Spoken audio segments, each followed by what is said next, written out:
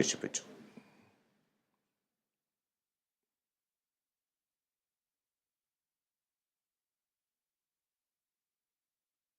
കൊല്ലം ചടയമംഗലത്ത് 250 gram hashish ഓയിലുമായി യുവാവ് പിടിയിൽ. മലപ്പുറം സ്വദേശി നിസാമുദ്ദീനെയാണ് ചടയമംഗലം പോലീസ് അറസ്റ്റ് ചെയ്തത്.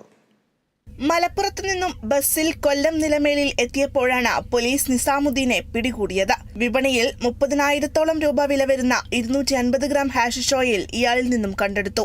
രഹസ്യവിവരം ലഭിച്ചതിന്റെ അടിസ്ഥാനത്തിലായിരുന്നു ഡാൻസ് ഓഫ് ടീമും ചടയമംഗലം പോലീസും ചേർന്ന് പരിശോധന നടത്തിയത്. എറണാകുളം സ്വദേശിയുടെ നിർദ്ദേശപ്രകാരം നിലമേലിലുള്ള ഒരാൾക്ക് കൊടുക്കാൻ കൊണ്ടുവന്നതാണെന്ന് ഇയാൾ പോലീസിനോട് പറഞ്ഞു. വിദേശത്തായിരുന്ന നിസാമുദ്ദീൻ കുറച്ചുനാൾ മുമ്പാണ് നാട്ടിലെത്തിയത്.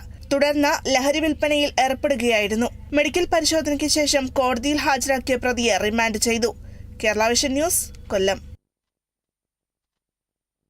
ഹമാസിന്റെ വെടിനിർത്തൽ ഉപാധികൾ തള്ളി ഇസ്രയേൽ. ഗാസ വിടാൻ ഒരുക്കമല്ലെന്നും ജനങ്ങളുടെ തിരിച്ചുവരവ് അനുവദിക്കില്ലെന്നും ഇസ്രയേൽ വ്യക്തമാക്കി.